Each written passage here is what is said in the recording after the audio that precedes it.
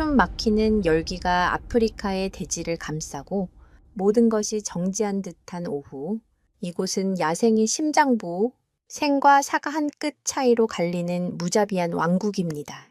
지금 여러분의 눈앞에는 믿을 수 없는 광경이 펼쳐지고 있습니다. cen적ce적 갈라진 흙바닥 위 수사자 한 마리가 버티고 서 있습니다. 세월의 흔적이 역력한 흉터와 군데군데 뭉친 갈기는 그가 겪어온 치열한 삶을 증명하지만 늙고 지친 기색 속에서도 왕의 위엄은 여전히 살아 숨쉬고 있습니다. 그의 이름은 카이저, 이 사파리의 절대 군주입니다. 그리고 그 거대한 존재의 불과 몇 걸음 앞 새하얀 털을 가진 진돗개 한 마리가 땅에 바싹 엎드린 채 그를 노려보고 있습니다. 작고 앙상한 몸. 하지만 그 눈빛만큼은 결코 사자에게 뒤지지 않는 맹렬한 불꽃이 타오릅니다. 어미의 본능은 종족과 체급의 차이를 무의미하게 만들었습니다. 이 긴장감 넘치는 대치, 이 불가능해 보이는 싸움의 시작은 바로 갓 태어난 생명의 향기 때문이었습니다. 흙먼지와 뒤섞인 미세한 피냄새, 전 냄새가 바람을 타고 사자의 코끝을 자극한 것입니다. 사자는 사냥을 하려는 것이 아닙니다. 그의 황금빛 눈동자는 포식자의 탐욕 대신 이해할 수 없는 깊고 고요한 무언가가 담겨 있습니다. 반면 진돗개, 백두는 온몸의 털을 곤두선 채 죽음을 각오한 경고를 보냅니다. 한 걸음만 더 다가온다면 이 작은 심장이 터지는 한이 있더라도 당신의 발목을 물어뜯고 말겠다고. 과연 이들의 운명은 어떻게 될까요? 적이 되어야 마땅한 두 존재의 만남은 비극으로 끝날까요? 아니면 아무도 예상치 못한 기적을 낳게 될까요? 이 모든 이야기의 서막이 지금 바로 여기에서 시작됩니다. 그러니 편안히 앉으시기 전에 잠시 시간을 내어 영상에 좋아요를 누르고 구독해주세요. 제 채널은 유산을 따라서입니다. 이제 조심스럽게 설명해 드리겠습니다. 카이저가 버티고 선 곳은 사파리에서도 가장 높은 바위 언덕 아래였습니다. 그곳은 사파리 전체를 조망할 수 있는 왕의 자리였고 누구도 감히 그의 영역을 침범하지 못했습니다. 하지만 오늘 그 신성한 영역에 이질적인 존재가 나타났습니다. 바로 진돗가의 백두였습니다. 백두는 원래 이 사파리의 소유주인 박영감과 함께 한국에서 건너온 개였습니다. 박영감의 유일한 가족이자 친구였던 백두는 낯선 아프리카 땅에서도 주인의 곁을 묵묵히 지켰습니다. 그러다 며칠 전 백두는 박영감도 모르게 자신만의 아늑한 보금자리를 찾아 새끼를 낳았습니다. 하필이면 그곳이 늙은 왕, 카이저의 영역, 바로 근처였던 것입니다. 갓 태어난 새끼들의 채취는 포식자들에게 더할 나위 없이 좋은 표적이었습니다. 특히 사파리의 다른 암사자들이나 하이에나, 무리에게는 손쉬운 먹잇감으로 여겨질 것이 분명했습니다. 백두는 그것을 본능적으로 알고 있었습니다. 그래서 단 한순간도 경계를 늦추지 않았습니다. 문제는 가장 먼저 그 냄새를 맡은 것이 바로 이 땅의 주인, 카이저였다는 점입니다. 카이저는 천천히, 아주 천천히 걸음을 옮겼습니다. 거대한 발이 땅에 닿을 때마다 먼지가 풀썩 피어올랐지만 신기하게도 거의 아무 소리도 들리지 않았습니다. 사자의 발바닥에는 두꺼운 지방질의 패드가 있어 체중을 분산시키고 소음을 흡수하여 완벽한 소리 없는 사냥을 가능하게 합니다. 이는 사자가 밀림의 왕이라는 칭호를 얻게 된 여러 이유 중 하나입니다.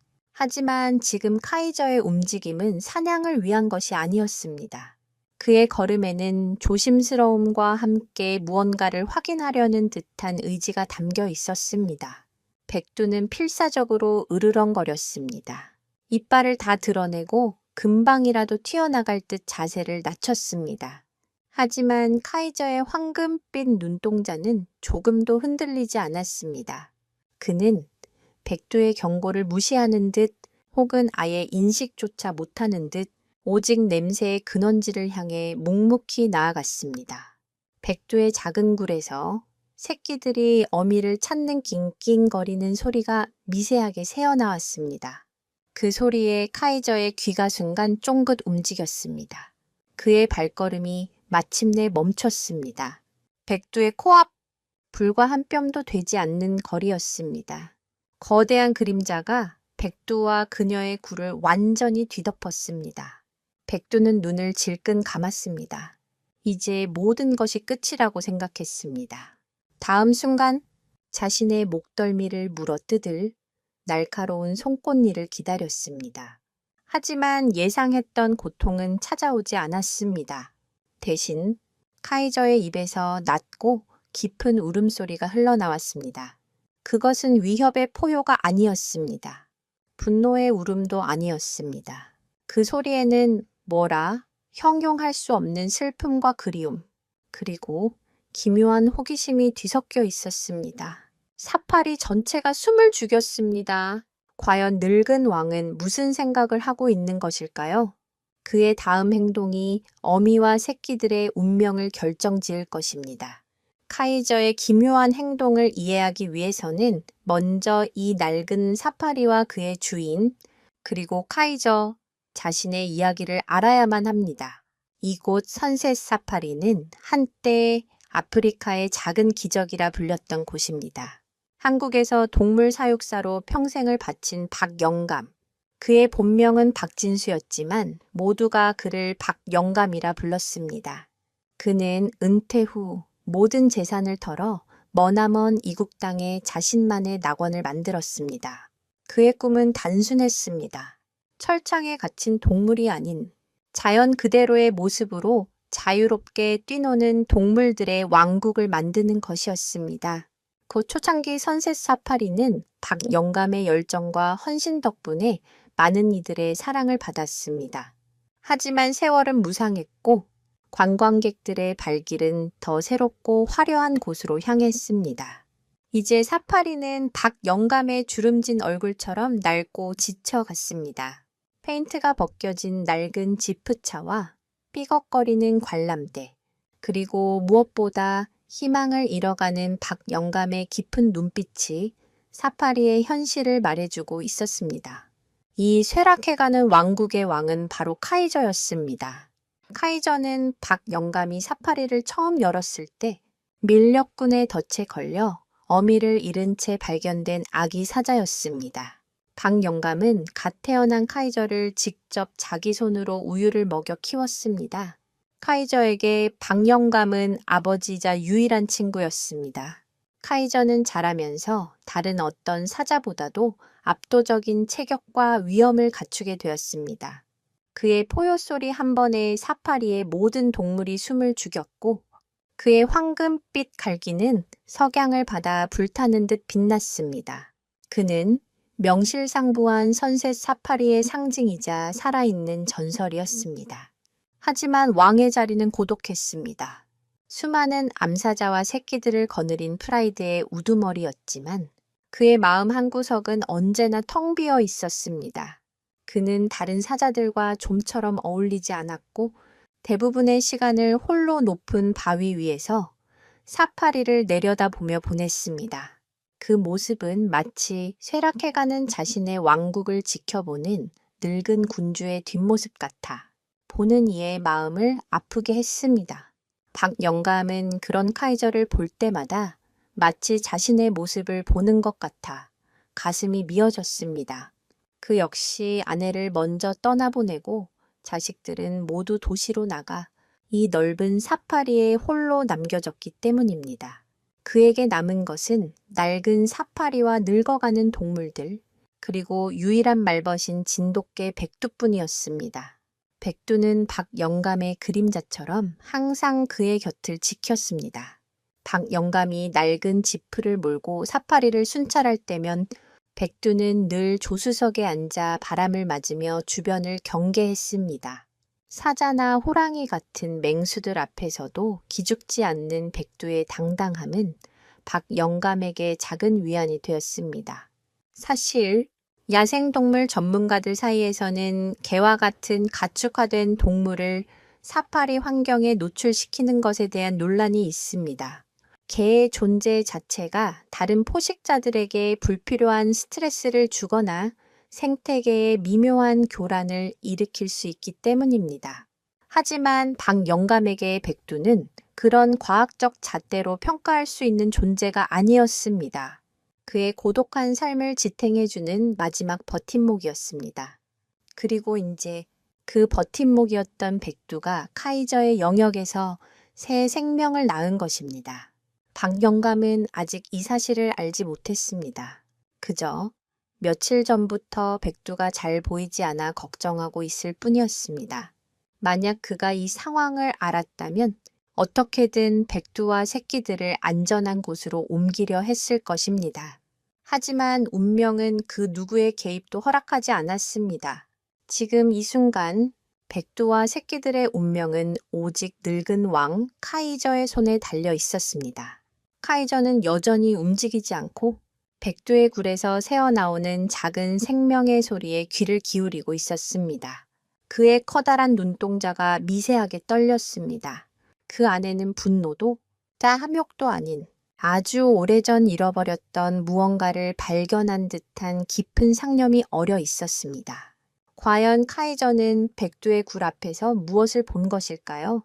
그의 기억 저편에 잠들어 있던 어떤 과거가 지금 그의 발목을 붙잡고 있는 것일까요? 이 기이한 대치는 사파리의 다른 존재들에게도 조금씩 감지되기 시작했습니다. 바람의 방향이 바뀌자 갓 태어난 생명의 향기는 더욱 짙어져 사파리 전역으로 퍼져나가기 시작했습니다. 그것은 연약함의 냄새이자 동시에 피와 양수가 뒤섞인 원초적인 생명의 냄새였습니다. 이 냄새는 야생의 포식자들에게 보내는 거부할 수 없는 초대장과도 같았습니다. 특히 후각이 예민한 하이에나 무리나 항상 굶주려 있는 암사자들에게는 더욱 그랬습니다. 백두가 새끼를 낳은 것은 바로 어스름이 짙게 깔린 새벽녘이었습니다. 낯선 땅 아프리카의 차가운 밤 공기 속에서 백두는 극심한 삭고를 홀로 견뎌냈습니다. 그녀는 본능적으로 가장 안전하다고 생각되는 장소를 찾았습니다. 아이러니하게도 그곳은 바로 최상위 포식자인 카이저의 바위 언덕 아래 작은 흙굴이었습니다. 다른 약한 포식자들이 감히 접근하지 못할 것이라는 어미의 지혜였을지도 모릅니다. 하지만 그 지혜는 동시에 가장 위험한 존재에게 자신의 모든 것을 노출하는 치명적인 도박이기도 했습니다. 백두는 힘겨운 사투 끝에 작고 하얀 새끼 3마리를 낳았습니다. 아직 눈도 제대로 뜨지 못한 새끼들은 서로의 온기에 의지하며 어미의 젖을 찾았습니다. 백두는 지친 몸을 이끌고 새끼들의 몸을 정성껏 핥아주었습니다. 탯줄을 끊고 핏물을 닦아내고 자신의 채취를 묻혔습니다. 그 모든 과정은 수만 년 동안 이어져 온 모성의 경이로운 의식이었습니다. 그녀의 마음속에는 새 생명을 맞이한 기쁨과 함께 이 척박한 야생에서 새끼들을 어떻게 지켜내야 할지에 대한 막막한 두려움이 공존했습니다. 한국의 평화로운 시골 마당에서 태어났더라면 새끼들은 주인의 따뜻한 보살핌 속에서 안전하게 자라났을 것입니다. 하지만 이곳은 아프리카였습니다. 양육강식의 법칙만이 유일한 진리인 땅. 백두는 이제 더 이상 한가로운 애완견이 아니었습니다. 그녀는 새끼들의 생존을 책임져야 하는 어미 늑대와도 같은 존재가 되어야 했습니다. 새끼들이 태어난 직후 백두는 굴 밖으로 코를 내밀고 주변의 공기를 살폈습니다. 공기 중에는 수많은 정보가 담겨 있었습니다. 멀리서 들려오는 다른 동물들의 울음소리, 흙과 풀의 냄새, 그리고 위험의 냄새. 그녀는 직감했습니다. 피 냄새가 너무 멀리 퍼져나갔다는 것을 한시라도 빨리 이 냄새를 지워야 했습니다. 백두는 굴 주변의 흙을 앞발로 파헤쳐 피 묻은 흙을 덮고 자신의 소변으로 영역 표시를 하며 다른 포식자들의 접근을 막으려 애썼습니다. 진돗개는 본래 사냥개로서 뛰어난 후각과 청각, 그리고 강한 경계심을 가지고 있습니다. 특히 자신이 인정한 주인과 영역에 대한 충성심과 보호 본능은 타의 추종을 불허합니다. 이는 진돗개가 대한민국 천연기념물 제53호로 지정된 이유이기도 합니다. 하지만 지금 백두가 지켜야 할 것은 주인이 아닌 자신의 피를 이어받은 연약한 새끼들이었습니다. 그녀의 모든 감각은 극도로 예민해져 작은 나무잎 하나 구르는 소리에도 심장이 철렁 내려앉았습니다. 그리고 마침내 올 것이 오고야 말았습니다. 가장 먼저 냄새를 맡고 나타난 것은 늙은 왕 카이저였습니다. 카이저가 백두의 굴 앞에 버티고 서서 기묘한 침묵을 지키는 동안 그의 등 뒤편 멀지 않은 아카시아 숲 그림자 속에서 또 다른 움직임들이 포착되기 시작했습니다. 그것은 바로 카이저가 이끄는 프라이드의 암사자들이었습니다. 암사자들은 무리의 실질적인 사냥꾼이자 새끼들을 양육하는 공동체의 중심이었습니다. 하지만 그 모성애는 지독히도 배타적이어서 자신의 혈통이 아닌 다른 새끼에게는 무자비할 정도로 냉혹했습니다. 특히 무리의 서열 다툼이나 먹이가 부족할 경우 다른 암사자의 새끼를 죽이는 일도 서슴지 않았습니다. 하물며 종이 완전히 다른 이질적인 개의 새끼는 그들에게 그저 흥미로운 장난감이거나 한입거리 간식에 불과했습니다. 암사자들은 카이저의 의중을 살피며 섣불리 다가오지 못했지만 그들의 눈은 탐욕스러운 호기심으로 번뜩이고 있었습니다. 그들은 마치 연극의 막이 오르기를 기다리는 관객처럼 왕이 이 작은 침입자들을 어떻게 처리하는지 지켜보고 있었습니다. 피의 향기는 이제 사파리 전체의 비극의 서막을 알리는 신호탄처럼 울려 퍼지고 있었습니다. 백두는 자신을 짓누르는 카이저의 위압감과 등 뒤에서 느껴지는 수많은 적의 시선 사이에서 완전히 고립되었습니다. 과연 그녀는 이 절체절명의 위기를 어떻게 헤쳐나갈 수 있을까요? 카이저가 여전히 묵묵부답으로 서 있는 동안 그림자 속에 숨어있던 암사자들이 마침내 인내심의 한계를 드러내기 시작했습니다. 무리의 서열 2위인 자라가 가장 먼저 움직였습니다. 자라는 교활하고 야심이 많은 암사자로 언젠가 무리의 지배권을 차지하려는 욕망을 숨기지 않는 존재였습니다. 그녀는 카이저의 권위에 정면으로 도전할 용기는 없었지만 왕의 힘이 예전 같지 않다는 것을 누구보다 잘 알고 있었습니다. 자라는 지금이 왕의 의중을 떠보고 자신의 영향력을 과시할 절호의 기회라고 판단했습니다. 그녀는 다른 암사자들에게 눈짓을 보내며 천천히 포위망을 좁혀오기 시작했습니다. 그들의 움직임은 고양이가 동물의 특성을 고스란히 보여주었습니다.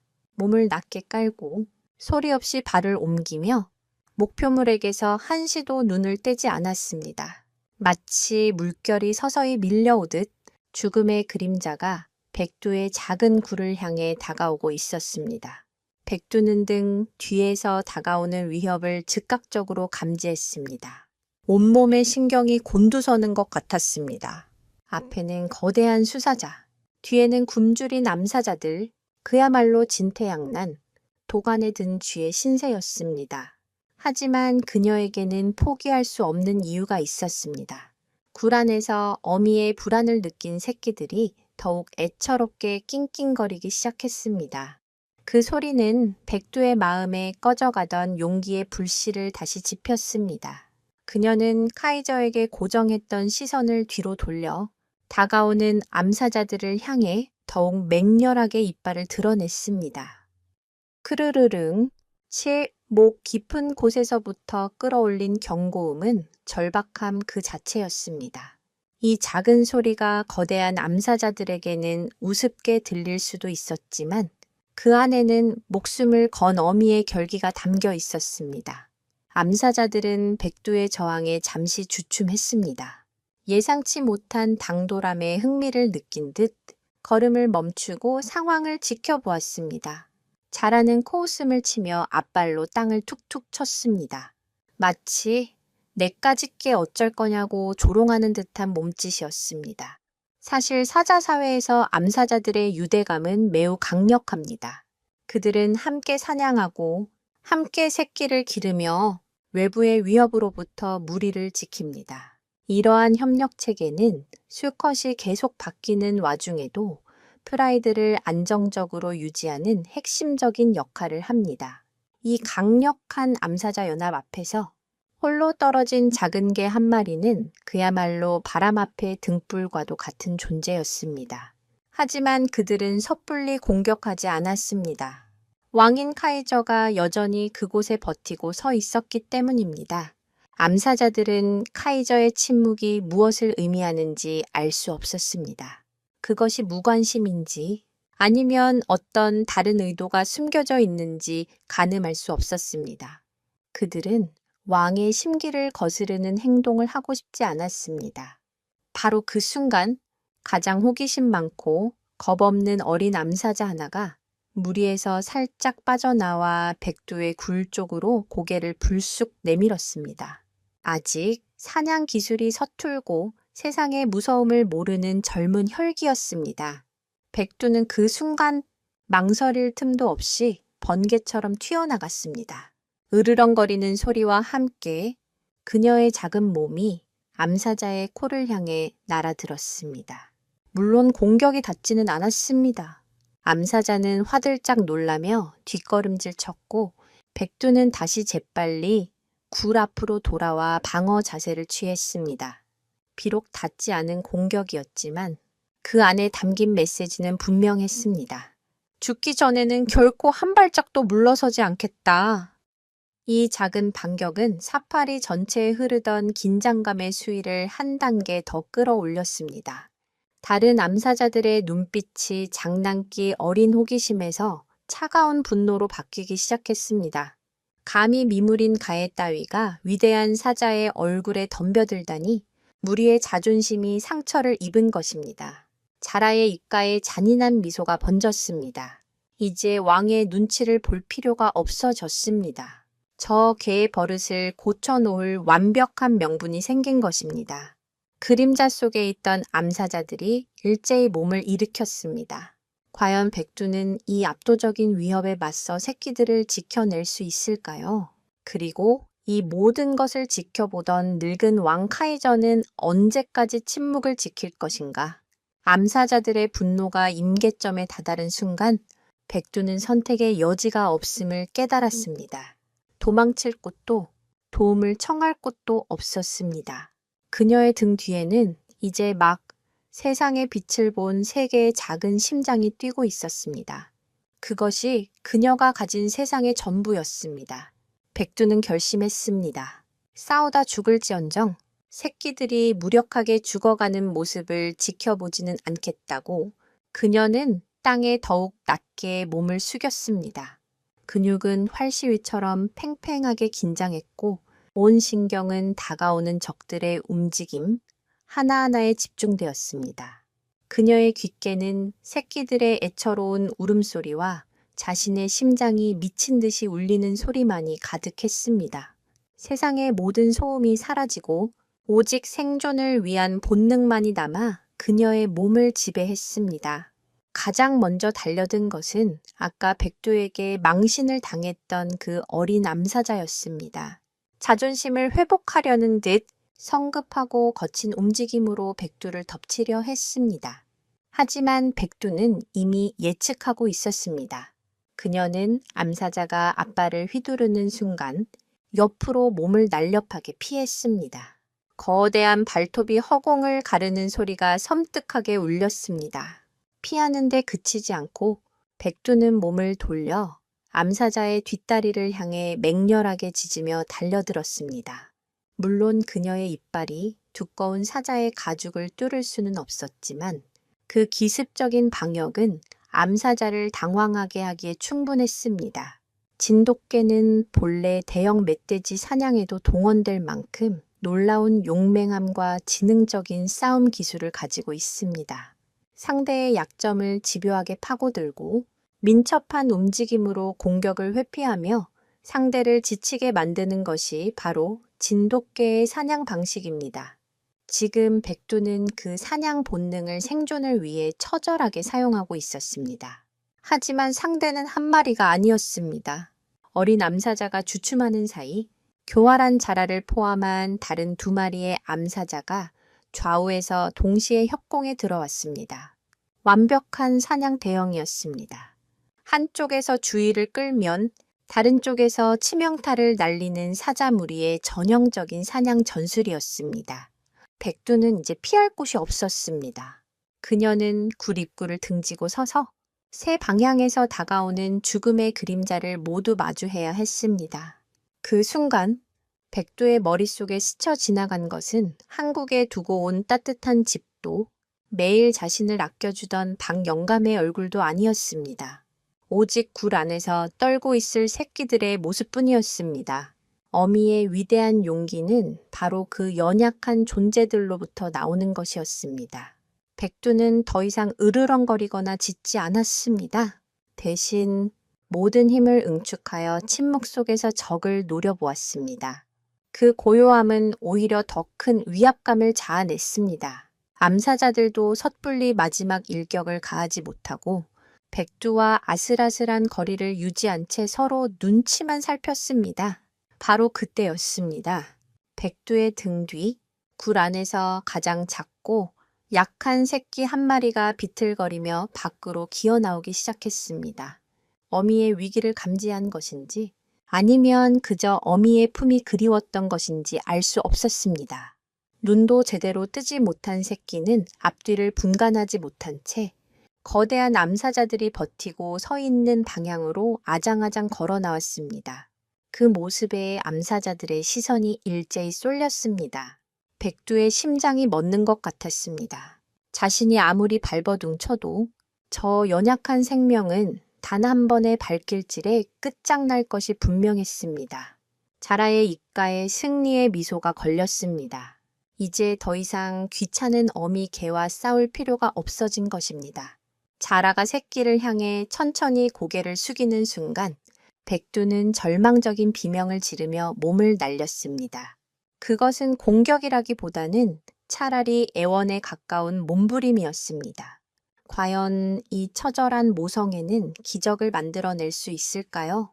아니면 잔혹한 야생의 법칙 앞에 무릎 꿇고 말까요? 이 모든 광경을 처음부터 끝까지 지켜보던 늙은 왕. 카이저의 눈이 처음으로 가늘게 뜨여졌습니다. 백두의 절망적인 비명이 사파리의 정적을 깨뜨리는 순간 모든 것이 느린 화면처럼 흘러가기 시작했습니다. 자라의 머리가 새끼를 향해 내려가고 백두는 필사적으로 그 사이를 가로막으려 몸을 던졌습니다. 하지만 거대한 체급의 차이는 극복할 수 없는 벽과도 같았습니다.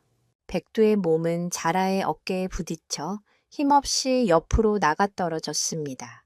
흙바닥에 나뒹굴면서도 백두의 시선은 오직 새끼에게 고정되어 있었습니다. 이제 새끼 앞에는 아무런 방해물도 없었습니다. 자라의 커다란 입이 벌어지고 날카로운 송곳니가 희미한 햇빛에 번뜩였습니다.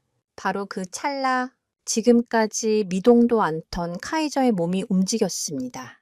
그것은 폭발적인 움직임이 아니었습니다. 그는 그저 천천히 하지만 거스를 수 없는 위험을 담아 자리에서 일어났을 뿐입니다. 그가 일어서는 것만으로도 주변의 공기가 무겁게 내려앉는 듯 했습니다. 그리고 그의 입에서 낮고 깊은 그러나 주변의 모든 소리를 압도하는 소리가 터져 나왔습니다. 크르름. 그것은 단순한 으르렁거림이 아니었습니다. 프라이드의 절대의 군주만이 낼 수 있는 명백한 경고의 소리였습니다. 그 소리에는 멈춰라는 단 한마디의 명령이 담겨 있었습니다. 새끼에게 코를 박으려던 자라의 움직임이 그대로 굳었습니다. 그녀는 고개를 천천히 돌려 카이저를 바라보았습니다. 그녀의 눈에는 당혹감과 불만이 가득했습니다. 왜 왕이 이 재미있는 놀이를 방해하는지 이해할 수 없다는 표정이었습니다. 다른 암사자들 역시 혼란스럽기는 마찬가지였습니다. 그들은 서로의 눈치를 보며 조심스럽게 뒷걸음질 쳤습니다. 카이저는 암사자들을 본 것이 아니었습니다. 그의 황금빛 눈동자는 처음부터 끝까지 오직 한 곳, 바로 흙먼지 속에서 힘겹게 몸을 일으키는 작은 진돗개, 백두에게 고정되어 있었습니다. 그는 보았습니다. 자신의 거대한 몸집 앞에서도 한치의 물러섬 없이 새끼들을 지키려 했던 그 작은 생명체의 투지를 그는 느꼈습니다. 종족과 크기를 초월한 세상 모든 어미가 가진 위대한 모성애의 무게를 카이저의 마음속 깊은 곳, 아주 오래전부터 굳게 닫혀있던 문이 아주 조금 삐걱거리며 열리는 듯한 느낌이 들었습니다. 그 문틈으로 스며들어온 것은 연민과 존중, 그리고 자신도 미처 깨닫지 못한 기묘한 동질감이었습니다. 카이저는 백두를 향해 천천히 걸음을 옮겼습니다. 암사자들은 왕의 움직임에 길을 터주며 고개를 숙였습니다. 백두는 다시 한번 몸을 일으켜 새끼와 카이저 사이를 가로막았습니다. 흙먼지를 뒤집어 쓰고 다리를 절뚝거리면서도 그녀의 눈빛은 여전히 살아 있었습니다. 더 이상은 안 돼. 그녀의 온몸이 그렇게 외치고 있었습니다. 카이저는 백두의 바로 앞에서 걸음을 멈췄습니다. 그리고는 누구도 예상하지 못한 행동을 했습니다. 그는 거대한 머리를 살짝 숙여 백두의 상처 입은 어깨를 자신의 코로 가볍게 툭 건드렸습니다. 그것은 공격의 신호가 아니었습니다. 오히려 이제 괜찮다고 말하는 듯한 무언의 위로와도 같은 행동이었습니다. 한 가지 흥미로운 사실은 사자들은 코를 맞대는 행동을 통해 서로의 유대감을 확인하고 안부를 묻는다는 것입니다. 이는 매우 친밀한 사이에서만 이루어지는 그들만의 인사법입니다. 지금 카이저는 종족의 벽을 넘어 그 인사를 작은 개에게 건넨 것입니다. 백두는 순간 얼어붙었습니다. 자신을 죽일 수도 있었던 거대한 포식자의 행동을 이해할 수 없었습니다. 하지만 그의 눈동자에서 더 이상 위협적인 기운이 느껴지지 않는다는 것을 본능적으로 깨달았습니다.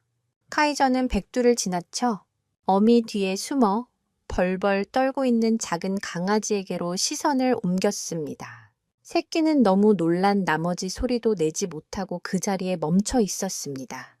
카이저가 다시 한번 고개를 숙였습니다. 이제 그의 거대한 얼굴이 새끼의 바로 앞에까지 다가왔습니다. 사파리 전체가 다시 한번 숨을 죽였습니다. 왕의 변덕이 어디까지 이어질지 아무도 예측할 수 없었습니다. 과연 그는 이 작은 생명을 어떻게 하려는 것일까요? 그의 마음에 스며든 뜻밖의 감정은 과연 무엇이었을까요? 왕의 행동 하나에 모든 것의 운명이 달려 있었습니다. 카이저의 예상치 못한 개입으로 암사자들의 위협은 일단락되었습니다. 자라와 다른 암사자들은 왕의 의중을 거스를 수 없다는 것을 깨닫고 아쉬움과 불만이 가득한 눈빛으로 슬금슬금 물러나기 시작했습니다. 그들이 떠난 자리에 남은 것은 늙은 왕 카이저와 어미개 백두, 그리고 겁에 질린 새끼 강아지뿐이었습니다. 사파리에는 다시 어색하고 무거운 침묵이 흘렀습니다. 백두는 여전히 긴장을 풀지 못한 채 카이저와 자신의 새끼 사이에서 어쩔 줄 몰라 했습니다.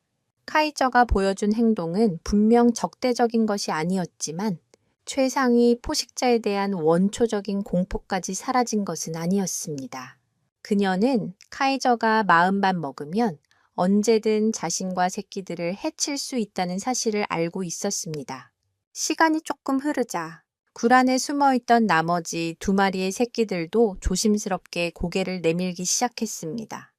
바깥의 소란이 잦아들고 어미의 익숙한 채취가 느껴지자 안심이 되었던 모양입니다.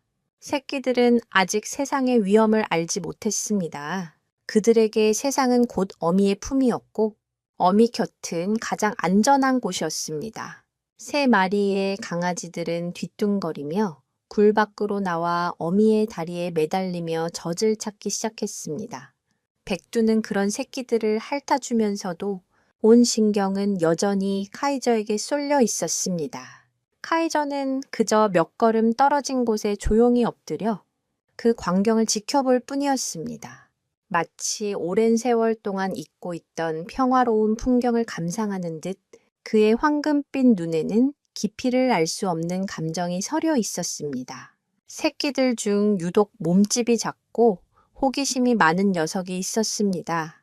다른 형제들이 어미 곁에서 떨어지지 않으려는 것과 달리 그 녀석은 주변의 모든 것에 관심이 많았습니다. 바람에 흔들리는 풀잎, 날아다니는 작은 벌레, 그리고 저 멀리 산처럼 앉아있는 거대한 황금빛 생명체까지 그 작은 강아지의 눈에 비친 카이저의 모습은 두려움의 대상이 아니었습니다. 그저 크고 신기한 한번 만져보고 싶은 새로운 장난감처럼 보였을지도 모릅니다. 강아지들은 태어난 직후 약 2주간은 눈과 귀가 닫혀 있지만 그 후 시각과 청각이 발달하기 시작하면 폭발적인 호기심을 보입니다. 이 시기의 경험은 강아지의 사회성과 성격 형성에 매우 중요한 영향을 미치는데 지금 이 작은 강아지는 세상에서 가장 위험하고 특별한 사회화 교육을 눈앞에 두고 있었던 셈입니다. 어미 백두가 다른 새끼들에게 젖을 물리느라 잠시 한눈을 판 사이 이 호기심 많은 막내 강아지가 중대한 사고를 치고 말았습니다.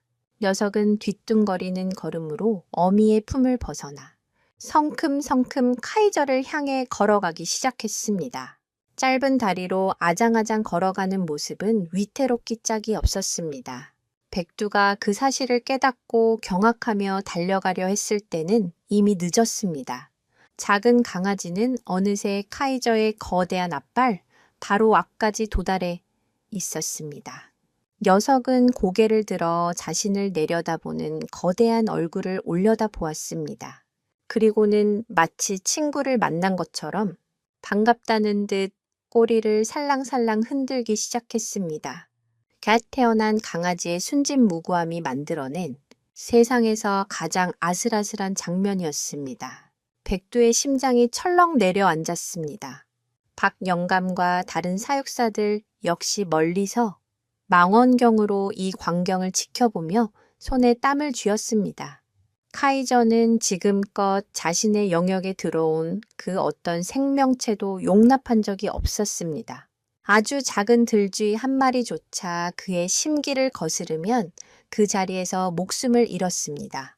그런데 지금 손바닥만 한 강아지가 그의 턱 밑에서 재롱을 부리고 있는 것입니다. 카이저는 미동도 없이 작은 생명체를 내려다 보았습니다. 그의 콧구멍이 벌름거렸습니다.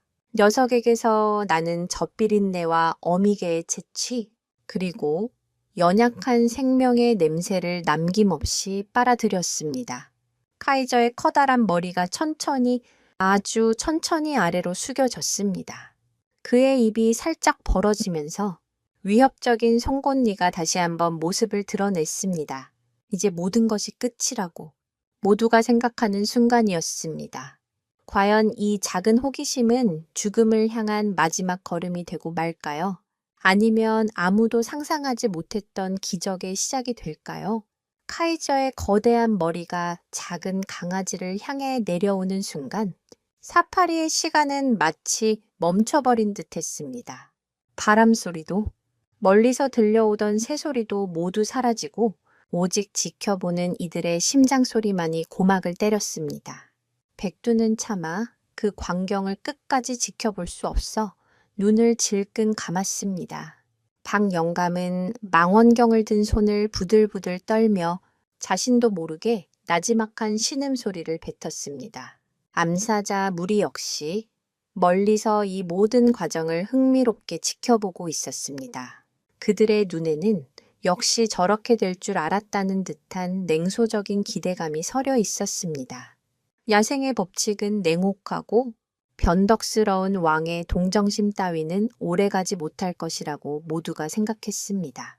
작은 강아지는 여전히 아무것도 모른 채 자신에게 다가오는 거대한 그림자를 올려다보며 꼬리만 흔들고 있었습니다.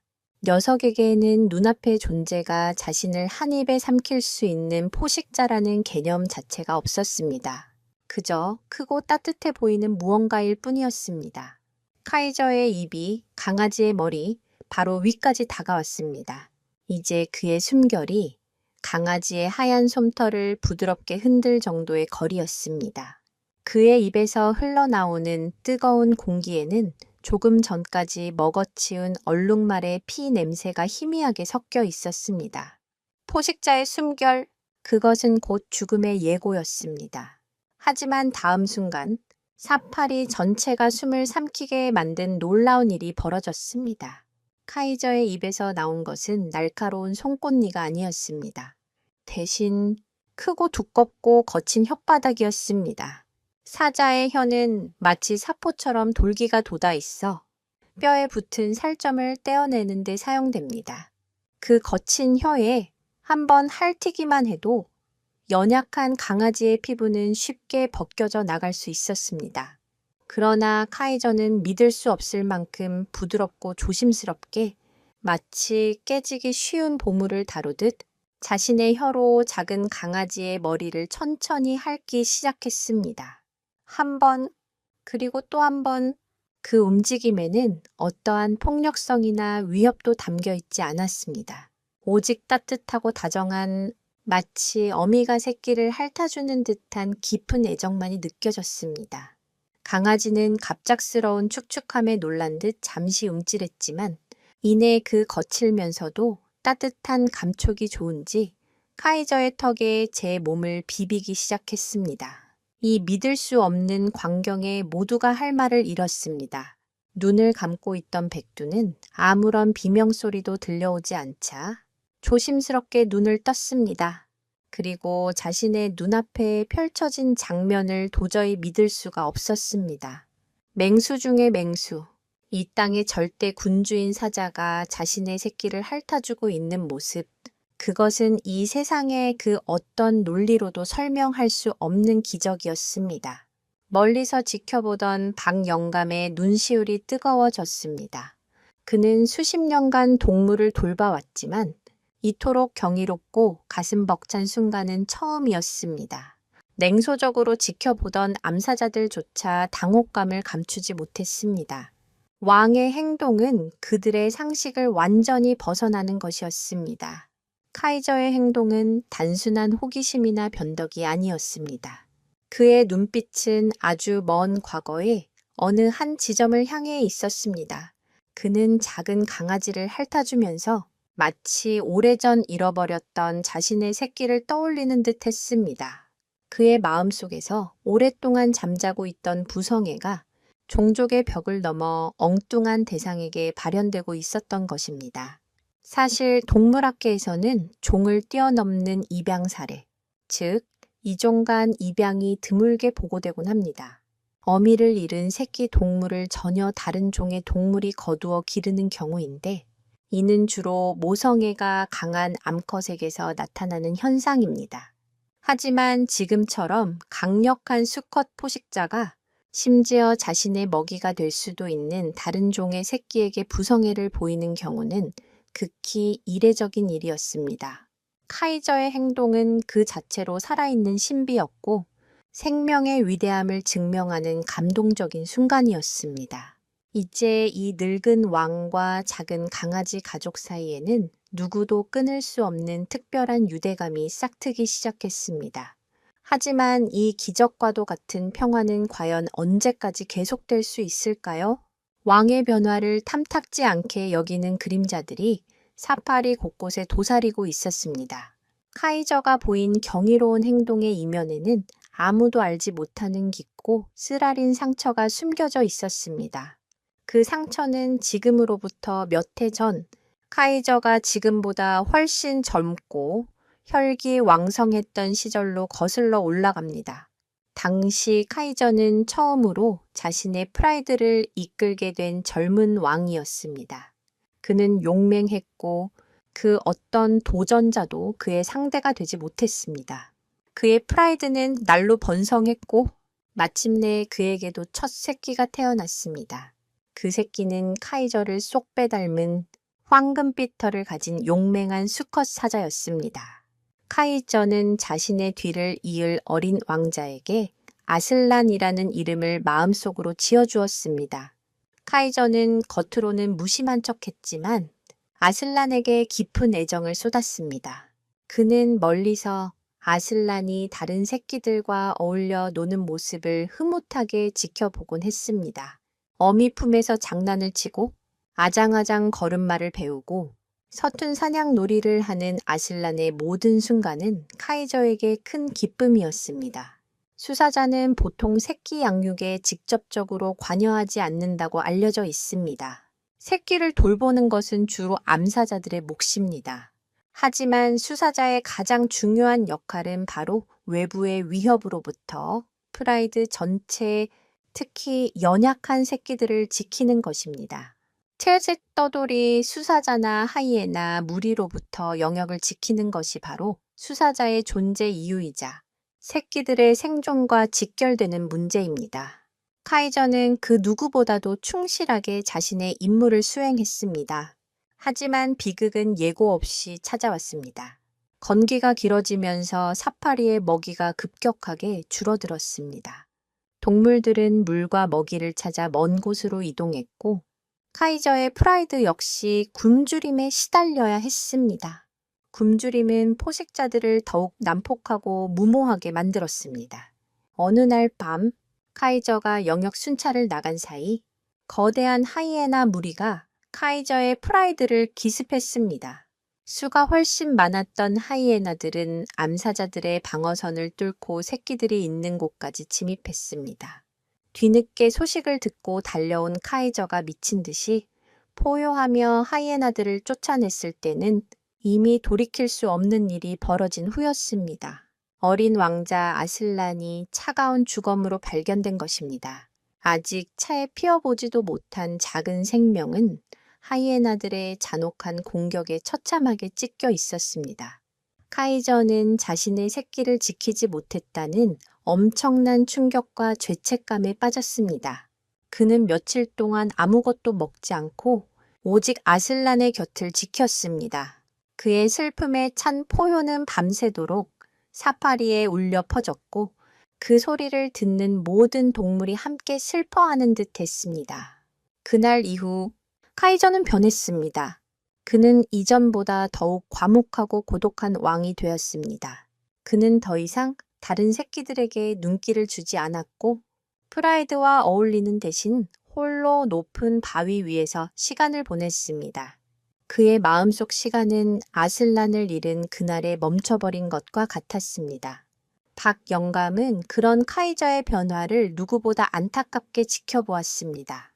그는 카이저의 마음속 깊은 상처를 어렴풋이 짐작했지만 위로해줄 방법을 찾지 못했습니다. 그리고 오늘 바로 그 멈춰버렸던 시간이 다시 흐르기 시작한 것입니다. 카이저의 눈앞에 나타난 작고 연약한 강아지 새끼, 어미의 품을 벗어나 겁없이 자신에게 다가오던 그 순진무구한 모습에서 카이저는 오래전 잃어버렸던 아들, 아슬란의 그림자를 보았습니다. 종은 달랐지만 그 안에 담긴 생명의 연약함과 순수함은 다르지 않았습니다. 카이저가 강아지를 핥아준 것은 단순한 동정이나 호기심이 아니었습니다. 그것은 아들에게 미처 다해주지 못했던 부성애의 표현이자 과거의 상처를 치유하려는 무의식적인 몸부림이었습니다. 그는 강아지를 통해 죽은 아들을 다시 만났고 지켜주지 못했던 과거의 죄책감을 씻어낼 기회를 얻은 것인지도 모릅니다. 이제 카이저에게 백두의 가족은 더 이상 귀찮은 침입자가 아니었습니다. 그들은 늙은 왕의 텅 빈 마음에 다시 온기를 불어넣어준 소중한 존재가 되었습니다. 하지만 이 애틋한 관계가 과연 사파리의 다른 포식자들에게도 이해받을 수 있을까요? 왕의 숨겨진 상처가 치유되는 동안 새로운 위협의 그림자가 서서히 모습을 드러내고 있었습니다. 카이저의 마음속에 작은 강아지들이 특별한 존재로 자리 잡으면서 사파리의 권력 구도에 미묘한 변화의 바람이 불기 시작했습니다. 카이저는 더 이상 높은 바위 위에서 고독하게 시간을 보내지 않았습니다. 대신 그는 백두의 굴이 잘 보이는 언덕에 엎드려 있는 시간이 눈에 띄게 늘어났습니다. 그는 직접적으로 나서지는 않았지만 마치 보이지 않는 수호신처럼 백두와 새끼들의 주변을 맴돌며 그들을 지켰습니다. 그의 존재감 하나만으로도 굶주린 하이에나나 자칼 같은 하위 포식자들은 감히 굴 근처에 얼씬도 하지 못했습니다. 그의 황금빛 눈동자가 번뜩이는 한 그곳은 사파리에서 가장 안전한 성격이 되었습니다. 백두 역시 처음에는 카이저의 존재를 경계했지만 시간이 지나면서 점차 그의 의도를 신뢰하게 되었습니다. 카이저가 근처에 있으면 오히려 다른 위협들이 사라진다는 것을 본능적으로 깨달은 것입니다. 그녀는 이제 카이저가 지켜보는 앞에서 안심하고 새끼들에게 젖을 물리거나 잠시 굴을 비우고 물을 마시러 갈 수도 있게 되었습니다. 믿을 수 없는 일이었지만 진돗개 어미와 사자왕 사이에는 말없는 신뢰와 기묘한 동맹 관계가 형성되고 있었습니다. 때로는 카이저가 사냥한 먹이의 일부를 백두의 굴 근처에 툭 던져놓고 가기도 했습니다. 새끼를 낳고 젖을 물리느라 쇠약해진 백두를 위한 그의 서툰 배려였습니다. 백두는 처음에는 경계하며 그 고기를 먹지 않았지만 굶주림과 새끼들을 위한 모성애는 결국 그녀가 카이저의 선물을 받아들이게 만들었습니다. 새끼들은 하루가 다르게 쑥쑥 자라났습니다. 이제는 제법 강아지다운 모습을 갖추고 서로 뒹굴고 장난치며 굴 밖으로 나오는 시간이 많아졌습니다. 그들에게 거대한 사자 카이저는 더 이상 두려움의 대상이 아니었습니다. 오히려 크고 든든한 자신들을 지켜주는 특별한 존재로 인식하는 듯했습니다. 특히 카이저의 첫 핥음을 받았던 막내 강아지는 겁도 없이 카이저의 꼬리를 물고 장난을 치거나 그의 거대한 앞발을 베고 낮잠을 자기도 했습니다. 카이저는 그런 새끼들의 앙증맞은 행동을 귀찮아하기는커녕 오히려 가만히 받아주며 평화로운 시간을 즐겼습니다. 그의 거친 갈기 사이를 파고드는 작은 강아지들의 모습은 이 삭막한 야생의 땅에서 피어난 한 폭의 그림과도 같았습니다. 이처럼 동물들이 종의 경계를 넘어 서로 교감하고 돕는 현상은 과학적으로도 설명이 시도되고 있습니다. 미레오 뉴런 미러, 뉴런 아이론이 그중 하나인데 이는 다른 존재의 행동을 보는 것만으로도 마치 자신이 그 행동을 하는 것처럼 뇌의 같은 부분이 활성화된다는 이론입니다. 이를 통해 동물들은 타자의 감정을 공감하고 유대감을 형성할 수 있다는 것입니다. 어쩌면 카이저는 백두의 처절한 모성애를 보며 자신의 잃어버린 부성애를 투영했고 백두는 카이저의 보호 행동을 통해 그가 적이 아님을 공감하게 되었을지도 모릅니다. 이러한 교감은 그들 사이의 언어를 뛰어넘는 깊은 유대를 만들어냈습니다. 하지만 이 평화로운 공존을 못마땅하게 지켜보는 시선이 있었습니다. 바로 암사자 무리, 특히 서열 2위인 자라였습니다.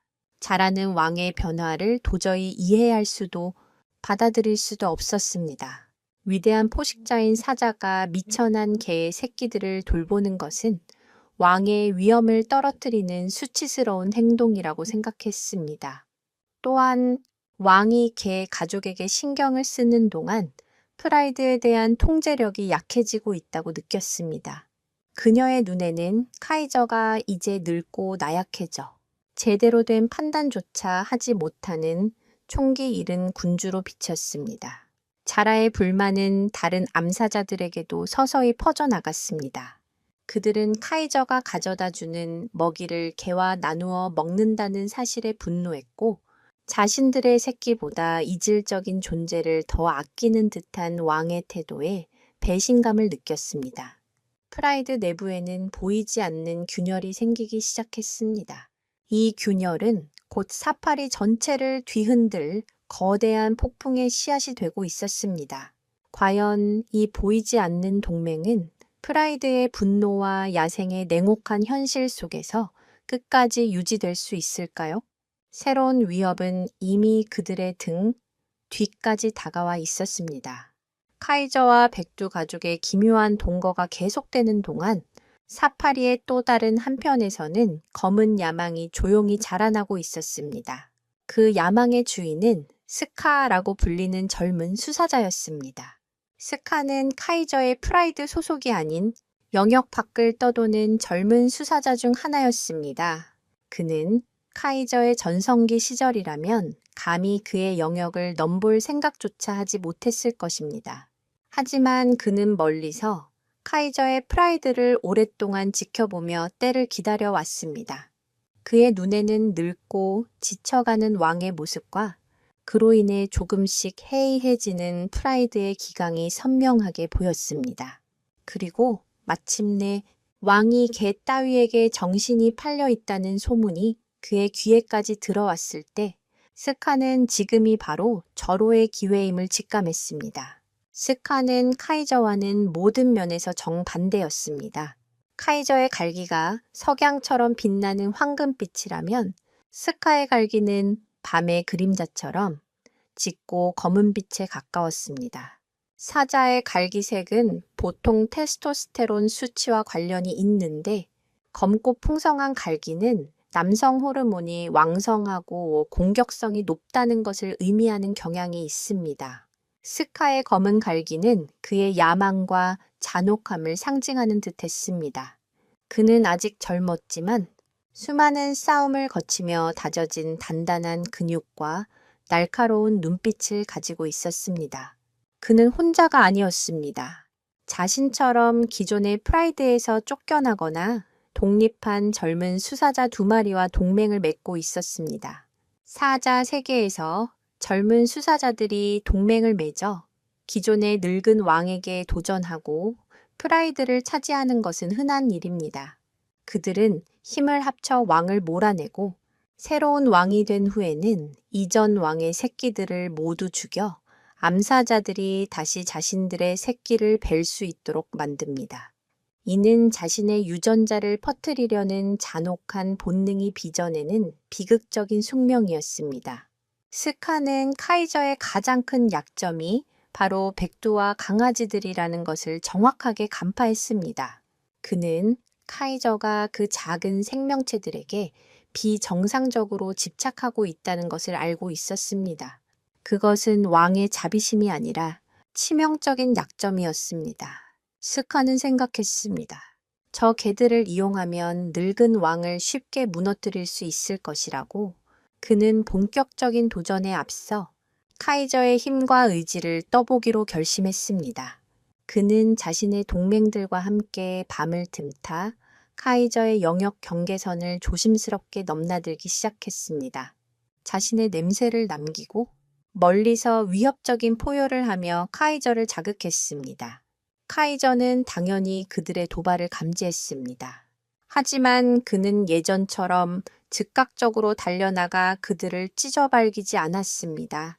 그의 마음 한편에 백두와 새끼들을 두고 자리를 비울 수 없다는 불안감이 자리 잡고 있었기 때문입니다. 카이저의 미온적인 반응은 스카에게 확신을 주었습니다. 저 늙은이는 이제 끝났다. 스카의 야심은 더욱 커져만 갔습니다. 그는 이제 더 대담한 계획을 세우기 시작했습니다.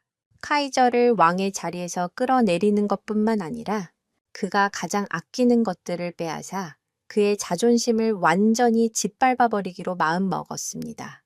그의 검은 눈동자는 이제 왕좌와 함께 언덕 아래에 옹기종기 모여있는 작은 하얀 강아지들을 향하고 있었습니다. 그에게 강아지들은 그저 늙은 왕을 무너뜨리기 위한 완벽한 도구에 불과했습니다. 프라이드 내부의 불만 세력인 자라 역시 이러한 외부의 위협을 감지하고 있었습니다. 그녀는 스카의 등장이 자신에게 기회가 될 수도 있음을 예감했습니다. 어쩌면 저 젊은 도전자와 손을 잡고 늙은 왕을 몰아낼 수도 있을 것이라고 사파리 내부와 외부의 위협이 서서히 결합하며 거대한 음모의 소용돌이가 백두와 새끼들을 향해 휘몰아치기 시작했습니다. 과연 늙은 왕 카이저는 자신의 소중한 것들을 지켜내기 위해 마지막 힘을 짜낼 수 있을까요? 아니면 젊고 잔혹한 도전자의 야망 앞에 무릎 꿇고 모든 것을 잃게 될까요? 운명의 시간이 시시각각 다가오고 있었습니다. 스카의 야망은 더 이상 숨길 수 없는 단계에 이르렀습니다. 그는 이제 단순한 도발을 넘어 카이저의 왕국에 피로 물든 선전포고를 날리기로 결심했습니다. 그의 첫 번째 목표는 카이저의 힘의 원천이자 프라이드의 기반인 사냥 영역을 교란시키는 것이었습니다. 스카와 그의 동맹들은 밤의 어둠을 틈타 카이저의 영역 깊숙이 침투했습니다. 그리고 그곳에서 한가로이 풀을 뜯고 있던 늙은 물소 한 마리를 사냥했습니다. 그들은 물소를 죽인 후 먹이를 다 먹지도 않고 그 자리에 방치해 두었습니다. 대신 물소의 시체 주변에 자신들의 소변과 분비물로 강력한 영역 표시를 남겼습니다. 이것은 단순한 사냥이 아니었습니다. 이제 이곳은 우리의 사냥터다라고 선언하는 명백한 침략 행위이자 왕에 대한 참을 수 없는 모욕이었습니다. 다음 날 아침, 물소의 시체를 발견한 암사자들은 경악했습니다. 자신들의 영역 가장 안전한 곳에서 외부의 수사자들이 버젓이 사냥을 하고 갔다는 사실은 프라이드의 자존심에 큰 상처를 입혔습니다. 특히 야심가인 자라는 이 사건을 빌미로 카이저의 리더십에 대한 불만을 공공연하게 터뜨리기 시작했습니다. 왕께서 저 미물인 개들에게 정신이 팔려 있는 동안 우리의 영토가 저런 불황자들에게 짓밟히고 있다. 이러다간 우리 새끼들마저 안전을 보장받을 수 없게 될 것이다. 그녀의 선동은 다른 암사자들의 불안감을 자극했고 프라이드 내의 불신은 극에 달했습니다. 카이저를 향한 존경심은 급격히 식어갔고 그 자리에는 의심과 원망이 싹트기 시작했습니다. 카이저는 모든 상황을 알고 있었습니다. 그는 자신의 영역에 새겨진 스카의 냄새를 맡고 분노로 온몸을 떨었습니다. 그의 야생의 본능은 당장 달려가 도전자의 목덜미를 물어뜯으라고 외치고 있었습니다. 하지만 그의 발걸음은 차마 백두의 굴이 있는 언덕을 떠나지 못했습니다. 그가 자리를 비운 사이 스카가 이곳을 공격할 수도 있다는 불안감이 그의 발목을 잡았습니다. 새끼들을 지켜야 한다는 부성애와 왕으로서 프라이드를 지켜야 한다는 책임감 사이에서 늙은 왕은 깊은 고뇌에 빠졌습니다. 그의 이러한 망설임은 스캑에게는 나약함의 증거로 프라이드에게는 무능함의 증거로 비칠 뿐이었습니다. 스카는 카이저가 자신의 도발에 즉각적으로 반응하지 않자 더욱 대담해졌습니다. 그는 이제 카이저의 가장 아픈 곳을 직접 건드리기로 했습니다. 그의 다음 목표는 바로 백두와 강아지들이었습니다. 스카는 카이저가 사냥이나 순찰을 위해 잠시라도 언덕을 떠나는 순간을 집요하게 노렸습니다. 그리고 마침내 기회가 찾아왔습니다. 프라이드의 식량이 바닥나자 카이저는 어쩔 수 없이 암사자들과 함께 사냥을 나서야 했습니다. 왕으로서의 최소한의 책무를 다하기 위한 어쩔 수 없는 선택이었습니다. 그가 언덕을 떠나 시야에서 사라지자마자 어둠 속에서 기다리던 스카와 그의 동맹들이 움직이기 시작했습니다. 그들은 바람을 거슬러 조심스럽게 소리 없이 백두의 굴을 향해 접근했습니다. 그들의 목표는 강아지들을 죽이는 것이 아니었습니다. 그저 한 마리를 채워가서 카이저에게 돌려보내지 않는 것. 그것만으로도 늙은 왕의 정신을 완전히 붕괴시킬 수 있을 것이라 계산했습니다. 백두는 위험한 기운을 감지하고 굴 입구에서 맹렬하게 짖으며 경계 태세를 취했습니다. 하지만 상대는 3마리의 건장한 수사자였습니다. 그녀의 용맹함만으로는 도저히 감당할 수 없는 상대였습니다. 스카는 성가시게 지저대는 백두를 앞발로 가볍게 후려쳐 옆으로 쓰러뜨렸습니다. 그리고는 굴 안에서 겁에 질려 서로 엉켜있는 강아지들 중 가장 가까이 있던 한 마리를 입에 가볍게 물었습니다. 상처를 입히지 않고 그저 움직이지 못하게 제압할 정도의 힘이었습니다. 강아지의 겁에 질린 비명이 밤공기를 갈랐습니다. 스카는 전리품을 입에 문 채 유유히 어둠 속으로 사라졌습니다. 멀리서 사냥을 하던 카이저의 귀에 그 절망적인 비명 소리가 희미하게 들려왔습니다. 그의 심장이 멎는 것 같았습니다.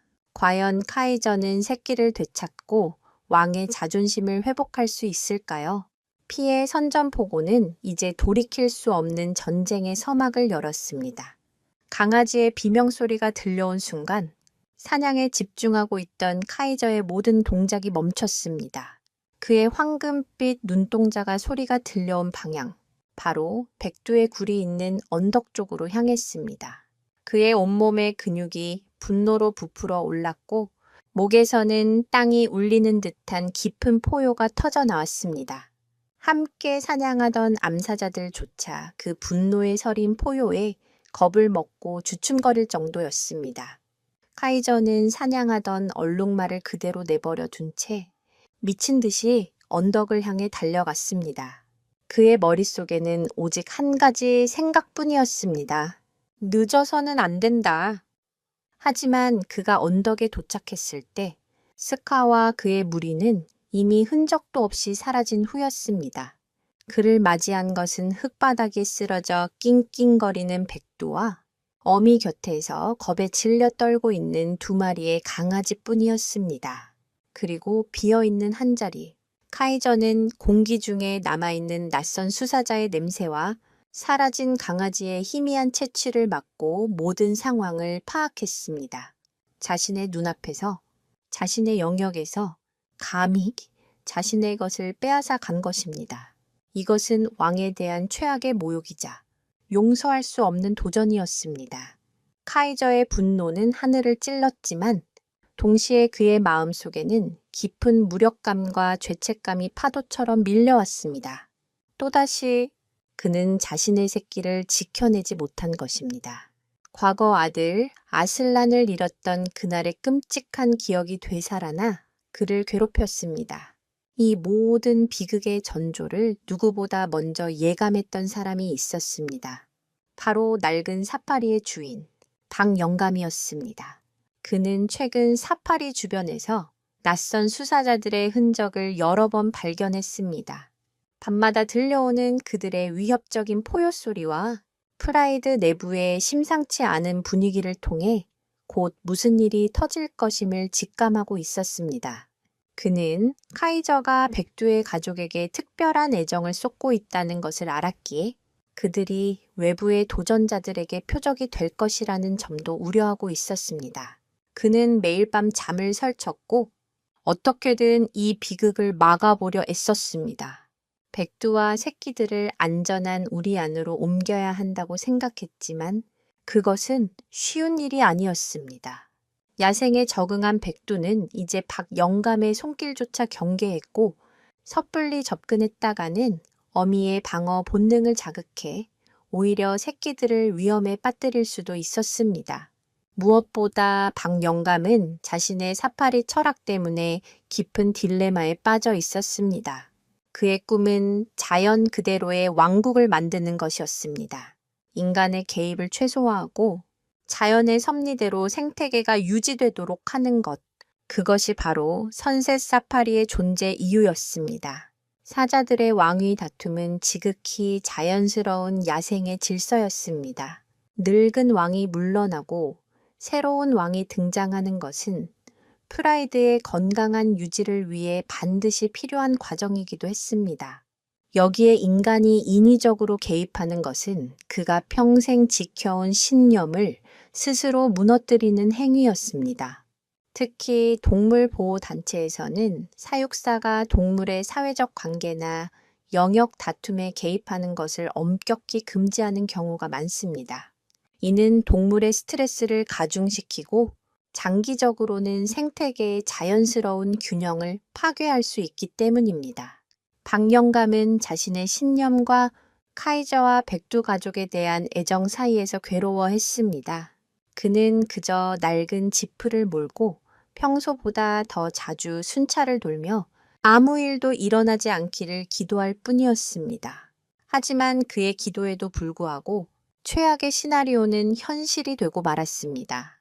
강아지 한 마리가 납치되었다는 소식을 들었을 때 박 영감은 가슴이 무너져 내리는 것 같았습니다. 그는 망원경으로 슬픔에 잠긴 채 망견자실에 있는 카이저와 새끼를 잃고 애타게 울부짖는 백두의 모습을 보며 눈물을 흘렸습니다. 그는 알 수 있었습니다. 이것은 시작에 불과하다는 것을. 스카는 결코 여기서 멈추지 않을 것입니다. 그는 카이저가 완전히 무너질 때까지 혹은 자신의 목숨을 걸고 마지막 싸움에 나설 때까지 계속해서 그를 압박해 올 것입니다. 사파리에는 폭풍이 몰아치기 직전에 무겁고 고요한 공기가 감돌았습니다. 이제 피할 수 없는 마지막 결전의 시간이 다가오고 있었습니다. 과연 박 영감은 끝까지 방관자로 남을 것인가? 아니면 자신의 신념을 깨고 이 비극에 개입하게 될 것인가? 새끼 한 마리를 잃은 슬픔은 백두에게서 이성의 마지막 끈을 끊어 놓았습니다. 그녀의 마음속에는 이제 두려움 대신 모든 것을 불태워버릴 듯한 맹렬한 분노와 복수심만이 남았습니다. 그녀는 더 이상 굴 안에 숨어 수동적으로 방어하지 않았습니다. 대신 남은 2마리의 새끼를 굴 가장 깊은 곳에 숨겨둔 채 마치 영역을 지키는 굶주린 늑대처럼 언덕 주변을 끊임없이 맴돌았습니다. 그녀의 눈은 붉게 충혈되었고 잠시도 쉬지 않고 으르렁거리며 주변을 경계했습니다. 그녀의 모든 행동은 다시는 내 새끼를 빼앗기지 않겠다는, 그리고 내 새끼를 해친 놈들을 용서하지 않겠다는 처절한 외침과도 같았습니다. 카이저 역시 마찬가지였습니다. 그는 며칠 동안 아무것도 먹지 않고 오직 스카의 흔적을 추적하는 데에만 몰두했습니다. 하지만 교활한 스카와 그의 무리는 결코 정면 대결을 하지 않고 치고 빠지는 비겁한 전술로 카이저의 힘을 소진시켰습니다. 그들은 밤마다 나타나 프라이드의 암사자들을 위협하고 카이저가 나타나면 연기처럼 사라지기를 반복했습니다. 카이저는 늙고 지친 몸을 이끌고 밤낮 없이 영역을 지켜야 했고 그의 기력은 눈에 띄게 쇠약해져 갔습니다. 프라이드 내부의 여론은 이제 완전히 그에게서 등을 돌렸습니다. 암사자들은 무능한 왕이 자신들과 새끼들을 지켜주지 못할 것이라는 공포에 사로잡혔고 일부는 이미 새로운 왕이 될 스캑에 암묵적인 지지를 보내기 시작했습니다. 카이저는 이제 내부와 외부의 적들에게 둘러싸인 완전히 고립된 왕이었습니다. 그리고 마침내 스카는 마지막 일격을 가할 때가 왔다고 판단했습니다. 그는 카이저가 순찰을 위해 언덕에서 가장 멀리 떨어진 곳까지 이동한 것을 확인한 후 자신의 동맹들과 함께 백두의 굴을 향해 총공세를 펼쳤습니다. 이번에는 단순히 위협하거나 새끼를 납치하려는 것이 아니었습니다. 그들의 목표는 명확했습니다. 카이저의 약점인 강아지들을 모두 죽여 그의 정신을 완전히 파괴하고 왕좌를 차지하는 것. 3마리의 수사자가 내뿜는 살기는 이전과는 비교할 수 없을 정도로 강력했습니다. 그들은 더 이상 숨거나 주저하지 않았습니다. 먹이를 향해 돌진하는 사냥꾼처럼 오직 파괴를 향한 본능만이 그들을 지배하고 있었습니다. 백두는 그들이 다가오는 것을 보고도 피하지 않았습니다. 그녀는 굴 입구를 등지고 서서 자신의 작은 몸으로 거대한 3마리의 수사자를 막아섰습니다. 그것은 누가 보아도 무모하고 자살 행위에 가까운 저항이었습니다. 하지만 그녀에게는 선택의 여지가 없었습니다. 그녀의 등 뒤에는 남은 2마리의 새끼, 그녀의 세상 전부가 있었습니다. 스카는 백두의 저항을 비웃으며 동맹 중 한 마리에게 눈짓을 보냈습니다. 저 성가신 것을 치워버려. 명령을 받은 수사자가 으르렁거리며 백두에게 달려들었습니다. 백두는 마지막 힘을 다해 뛰어올라 수사자의 주둥이를 물고 늘어졌습니다. 그녀의 이빨은 두꺼운 가죽을 뚫지 못했지만 그 처절한 저항은 수사자를 잠시나마 당황하게 만들었습니다. 하지만 그것도 잠시였습니다.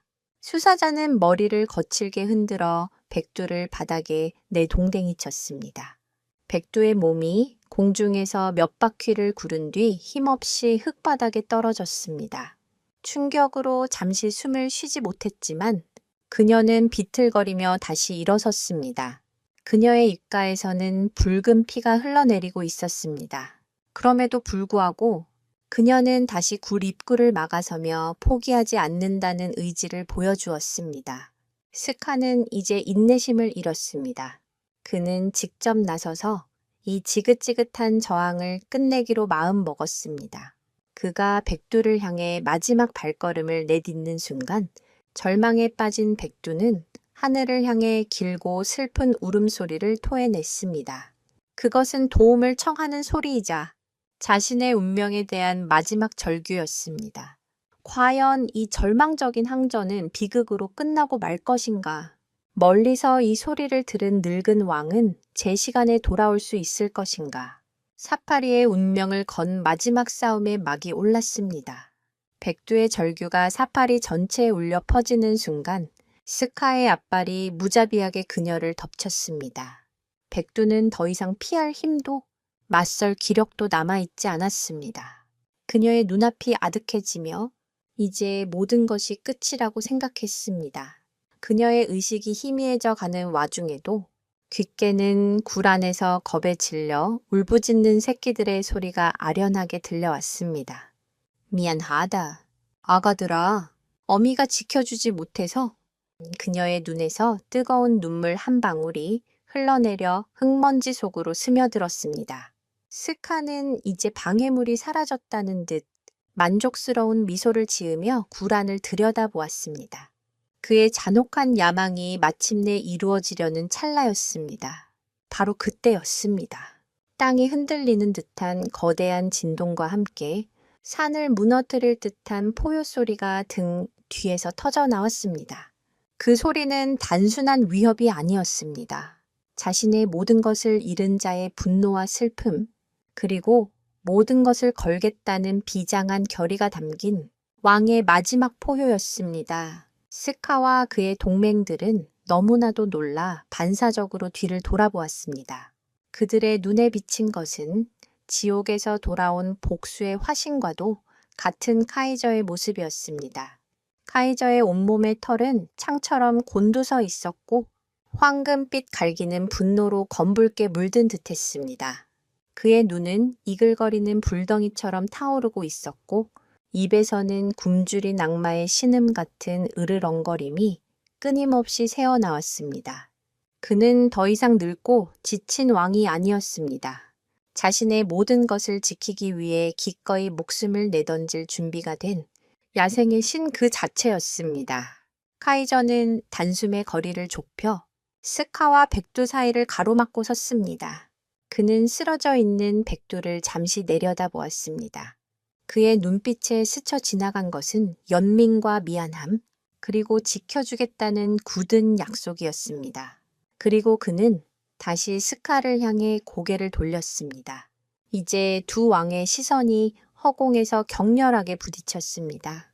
하나는 모든 것을 잃고 되찾으려는 늙은 왕, 다른 하나는 모든 것을 빼앗고 새로 얻으려는 젊은 도전자. 더 이상의 말은 필요 없었습니다. 오직 힘과 힘이 부딪혀 승자를 가리는 야생의 가장 원초적인 결투만이 남았을 뿐입니다. 사자들의 싸움은 단순한 힘겨루기가 아닙니다. 그것은 자신의 유전자, 영역, 그리고 프라이드의 미래를 건 신성한 전쟁입니다. 이때 사자들은 평소에는 아껴두었던 비장의 무기, 바로 앞발에 숨겨진 발톱을 사용합니다. 이 발톱은 듀클로 W 칠로라고 불리며 평소에는 안으로 들어가 있다가 결정적인 순간에 튀어나와 상대에게 치명적인 상처를 입힙니다. 스카의 동맹들이 먼저 카이저의 양옆을 파고들려 했습니다. 수적 유세를 이용해 그를 혼란시키려는 계획이었습니다. 하지만 카이저는 그들의 움직임을 이미 예측하고 있었습니다. 그는 옆에서 덮쳐오는 수사자를 향해 몸을 돌리며 거대한 앞발을 번개처럼 휘둘렀습니다. 수십 년간의 싸움으로 다져진 노련함이 실린 일격이었습니다. 공격은 정확하게 상대의 얼굴에 적중했고 수사자는 비명을 지르며 나뒹굴었습니다. 그 틈을 놓치지 않고 카이저는 스카를 향해 직접 돌진했습니다. 두 거대한 몸이 허공에서 부딪히며 쿵 하는 둔탁한 소리를 냈습니다. 두 수사자는 서로의 목을 물어뜯기 위해 엉겨 붙었고 날카로운 발톱과 이빨이 서로의 살점을 파고들었습니다. 흙먼지가 피어오르고 피비린내가 진동했습니다. 분노에 찬 포효와 고통에 찬 비명이 뒤섞여 사파리는 순식간에 아수라장으로 변했습니다. 멀리서 이 광경을 지켜보던 암사자들은 공포에 질려 어쩔 줄 몰라 했습니다. 박 영감은 손에 땀을 쥔 채 차마 똑바로 쳐다보지도 못하고 그저 카이저의 이름을 부르짖을 뿐이었습니다. 과연 늙은 왕 카이저는 젊은 도전자들의 협공을 이겨내고 자신의 소중한 것들을 지켜낼 수 있을까요? 아니면 장렬한 최후를 맞이하며 왕좌를 내어주게 될까요? 사파리의 운명을 건 최후의 결전, 그 승자는 과연 누가 될 것인가? 이제 이야기는 가장 극적인 순간에 도달했습니다. 늙은 왕은 자신의 모든 것을 걸고 마지막 싸움에 나섰고 그의 편에는 아무도 없습니다. 오직 그의 뒤에서 떨고 있는 작은 강아지들과 그를 믿고 기다리는 어미 개뿐입니다. 젊고 강력한 3마리의 수사자를 상대로 과연 그는 기적을 만들어낼 수 있을까요? 아니면 이것이 그의 마지막 불꽃이 될까요? 다음 영상에서는 이 처절한 싸움의 결말과 그 이후 사파리에 찾아온 놀라운 변화에 대해 이야기해 드리겠습니다. 왕의 마지막 투쟁이 어떤 결과를 낳았을지 궁금하시다면 다음 편을 절대 놓치지 마세요. 이들의 운명은 과연 어떻게 될까요? 여러분의 생각은 어떠신가요? 댓글로 여러분의 예상을 남겨주세요.